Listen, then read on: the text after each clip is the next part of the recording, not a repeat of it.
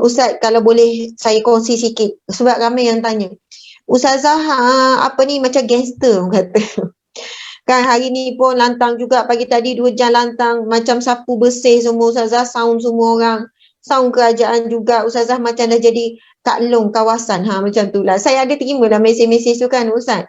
Kata sebenarnya kenapa Ustazah ni jadi macam ni tiba-tiba ni kan. Apa macam Ustaz tanyalah apa kekuatan, kenapa fikir macam tu kan Ustaz kan. Sebenarnya kan dari sudut latar belakang keluarga saya, kalau orang nak tahulah, orang nak kenal sikit lah pasal kenapa Ustazah Asma jadi macam ni. Kalau kawan-kawan yang kenal saya di sekolah rendah kemudian masuk sekolah menengah kan Ustaz, saya sebenarnya dibesarkan dengan seorang ayah, sekarang dah arwah lah, yang saya meninggal 2 tahun yang lepas. Bulan Ramadan ayah saya meninggal Ustaz, Jumaat malam. Masya Allah, ayah saya meninggal 10 Ramadan. Amin. Jumaat malam, Masya Allah, pada bulan Ramadan. Subhanallah, terlalu indah permergian ayah tu. Sebelum ayah menghembuskan nafas yang terakhirnya, ayah boleh bercakap macam biasa, sempat bergurau dengan mak. Dan seolahnya tidak melalui sakarat. Subhanallah, ayah dan persiapan ayah menghadapi kematian tu sangat luar biasa. Sampai ayah sempat merakam beberapa pesanan. Macam ayah dah tahu ayah nak pergi. Okey, saya bukan nak cerita pasal tu, cuma saya nak sebut, saya dibesarkan dengan melihat ayah saya melakukan kerja nahi mungkar. Amar makruf ya ramai. Ayah saya pun pendakwah, penceramah juga, berniaga. Tapi bayangkan ya, saya dibesarkan dengan suasana macam mana. Bila kami pergi pantai Ustaz, ialah ayah dengan mak suka setiap minggu mesti bawa anak pergi pantai, pergi jalan-jalan, pergi taman mainan. Tapi kami dah faham kerja ayah ialah bila sampai di kawasan tersebut, kalau nampak ada orang muda, laki perempuan duduk berduaan dan sebagainya, itulah yang kami nampak. Ayah akan pergi tegur seorang. Ayah akan bagi salam dan ayah tegur. Ayah cakap elok-elok, kamu buat apa sekian-sekian. Lepas satu pasangan, ayah pergi pasangan sana, ayah pergi pasangan. Dan begitulah yang saya dibesarkan melihat ayah saya konsisten melakukan kerja nahi mungkar. Sehinggalah ketika saya masuk sekolah menengah, saya pun mula melakukan perbuatan-perbuatan tersebut. Contohnya, saya dulu sekolah Ma'had Muhammadiyah di Banat, Kota Baru, Kelantan. Tapi sebelum tu saya sekolah Teguh Ni Abdul Aziz, sekolah Darul Anwar Ustaz. Masya Allah. Jadi kemudian subhanallah, saya ingat saya selalu berulang kan naik bas, selalu berulang Kota Baru ke Terengganu, bila balik 2 minggu sekali. Jadi kadang-kadang atas bas ni kita boleh tengok ada pasangan yang kita tahu bukan pasangan suami isteri, pasangan muda yang duduk peluk-peluk. Dan bila saya lihat tu memang saya tak boleh tenang, saya rasa gelisah. Semangat ayah saya tu saya bawa, subhanallah. Saya akan pastikan bila saya nak turun daripada bas, saya akan pergi tegur dulu. Walaupun mungkin umur saya masa tu tingkatan 1, tingkatan 2 kan, umur 12, umur 13, umur 14, saya akan tegur. Saya kata, "Cik, kenapa encik buat macam ni depan khalayak ramai?" Kan, lepas saya tegur-tegur, orang tu macam dah nak tumbuk, nak marah. Apa yang saya buat, saya akan lari sejak saya laju-lajunya. Sebab saya takut. Kita budak kan Ustaz, kita budak. Lepas dia dah tengok dengan rambut, colornya, dengan pakai ni, dia pun macam nak, "Kau ni siapa?" Dia dah jekah tu, saya dah ready dah tu, beg apa semua ready untuk lari. Barulah saya akan rasa lega. Subhanallah, saya lari sampai dia tak boleh nampak saya dan sebagainya. Dan begitu juga apabila saya, kalau kawan-kawan duduk di asrama dulu, mereka mengatakan saya ni ialah bukan garang tapi tegas lah. Bahkan kalau ada pelajar wanita yang dilaporkan kepada saya Ustaz, Kak Asma, kita exco kan bahagian dakwah, ada pelajar ni dah 15 hari uzur ni kan, datang haid ni dah 15 hari, 14 hari, macam mana nak buat? Saya kata panggil adik tu, saya akan minta dia buka dan saya akan tengok. Saya kata, "Kak Asma nak tengok betul tak kamu uzur? Kami dapat, Ustaz Asma dapat report ni kamu semua uzur penuh 15 hari. Dan subhanallah Ustaz, walaupun benda tu macam takkan sampai macam tu nak tengok benda-benda yang aib, nak buka aib. Saya kata walaupun saya masih sekolah menengah, saya kata kalau betul adik ni tak solat, subhanallah, disebabkan kecuaian saya jadi pemimpin masa tu, saya tak betul-betul begini. Saya minta buka. Adik tu menangis-nangis, "Tak Kak Asma, saya tipu, saya sebenarnya tak uzur, saya ni." Saya kata, "Dek, janganlah kamu buat macam ni lagi." Lepas pada tu memang kalau lebih je lama 10 hari kita punya AJK buat report, memang akan panggil tazkirah apa semua bagi tahu. Dan ini berlaku cerita ni 20 tahun yang lepas Ustaz.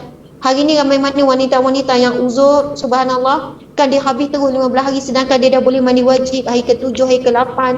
Biasa tak solat atas nama apa? Uzur dan sebagainya. Raja-raja asrama ramai juga begitu Ustaz. Itu cerita 20 tahun lepas. Bayangkan kalau hari ini, kalaulah orang yang ada kuasa tak menggunakan kuasa, tak pastikan betul-betul, kan, kemungkaran dicegah dan sebagainya, Masya Allah. Dan kemudian satu lagi, toki saya namanya Ustaz Awajidin. Mungkin Ustaz kenal kan, Ustaz Awajidin ni diberi gelaran tukul besi. Dan saya sempat Nama masa saya kecil lah. kan, tengok gambar-gambar, pernah masa kecil dulu sempatlah bagaimana bila Ustaz Awan ni ceramah dan sebagainya. Kenapa dia diberi gelaran itu, toki saya tukul besi? Kerana dia lantang. Dia lantang dan dia berani untuk mencegah kemungkaran, perkara-perkara khurafat dan menegur kerajaan seketika itu melakukan sesuatu kemungkaran. Masya Allah. Jadi mungkinlah daripada latar belakang keluarga, pengaruh keluarga, dan benda tu saya juga dibesarkan, dan sehinggalah sekarang walaupun mungkin sebelum ini saya tak nampak, tak tunjuk sangat, kan, kita masih lagi menggunakan pendekatan nasihat, pujuk secara baik, sekian-sekian. Namun Allahu Akbar, tibalah saatnya mungkin, Masya Allah, saya berubah sedikit cara. Dan bila berubah cara, ada yang mula menjauh, ada yang mula meninggalkan. Namun mudah-mudahan jalan yang dipilih ini, bukanlah nak kata Ustazah nak mengamuk selalu. Mungkinlah sebulan sekali Ustaz, kan. Bukan mengamuk, maksudnya sebulan sekali up. Sesuatu yang sesuatu yang panas, Masya Allah, kan. Sama ni duduk sejuk, sesuatu yang panas. Walaupun subhanallah yang terakhirnya Ustaz, ada orang kata Ustazah tegur tak jadi apa pun, mereka tetap je gini. Kita, subhanallah, Allahu Akbar, saya tidak lihat kepada hasil, dan saya bukanlah mengharap tiba-tiba drastik dia insya bertaubat, dia berhenti, dia tutup, dia delete. Tidak. Sekurang-kurangnya kita memberi awareness, iaitu kesedaran kepada umat Islam di Malaysia, kan. Kita berikan rasa bimbang, rasa takut pelaku maksiat untuk membuat maksiat secara terang-terangan. Walaupun mereka memberikan respon dan kejian hinaan, maklum balas tu kan secara terangan juga, subhanallah, waktu yang sama saya melihat satu perubahan yang baik, yang mana ada dibela, kita dibela, ada orang jawab sekian-sekian. Maksudnya di sini sebenarnya netizen ni dia nak menegur, tapi dia tunggu dulu ada suara yang berpengaruh untuk menegur.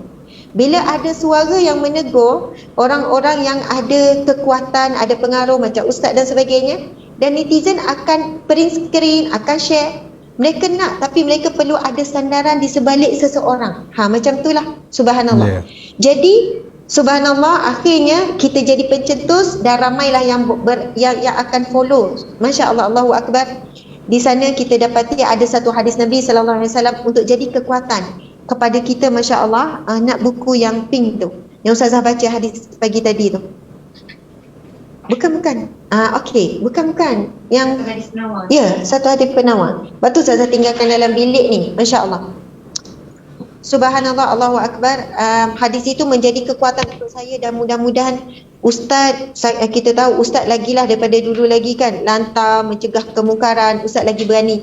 Ustaz bukan hanya berada di atas jalan dakwah, Ustaz masuk ke medan politik dan sebagainya. Itu satu pengorbanan yang besar sebenarnya, kan. Apabila orang melihat politik ini satu benda yang kotor, satu benda yang mengikut kehendak hawa nafsu, ada kepentingan, itu lagi berat, itu lagi mencabar. Masya Allah. Kepada para pejuang sekalian, mudah-mudahan pejuang agama Allah, siapapun kita, walaupun kita ni rasa macam tak buat apa-apa untuk agama Allah, tak buat apa-apa, kalian berdoa, kalian share, kan, kalian bagi jawapan, kalian respon, itu sebenarnya kita semua berada satu kapal.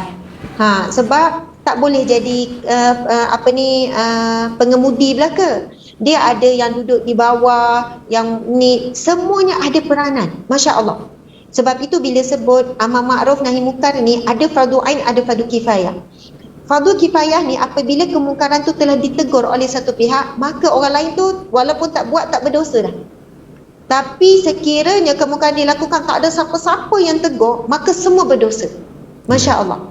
Jadi sebab itu bila ada pihak yang melakukan pencegahan kemungkaran dan telah pun maksudnya telah ditegur dan sebagainya, kita sepatutnya rasa macam alhamdulillah, terima kasih ustazah ada wakil. Bukan nak terima kasih saya, minta maaf. Alhamdulillah, terima kasihlah kepada menteri terima kasihlah kepada mufti, Datuk Mufti telah buat teguran.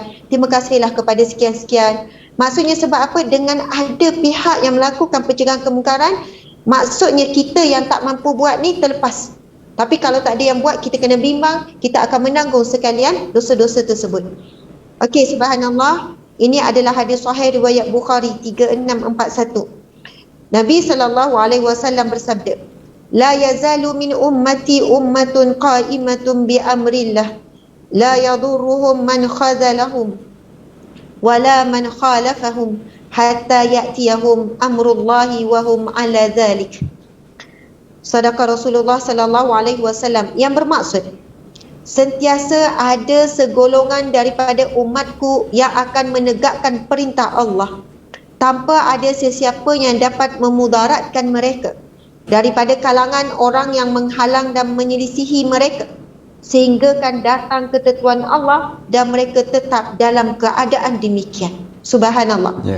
Mari kita lihat kupasan ataupun syarah daripada Imam Nawawi berkenaan dengan hadis Nabi tadi, yang mana Nabi sebut sentiasa ada segolongan daripada umatku yang akan menegakkan perintah Allah tanpa ada siapa yang boleh mudaratkan mereka. Subhanallah.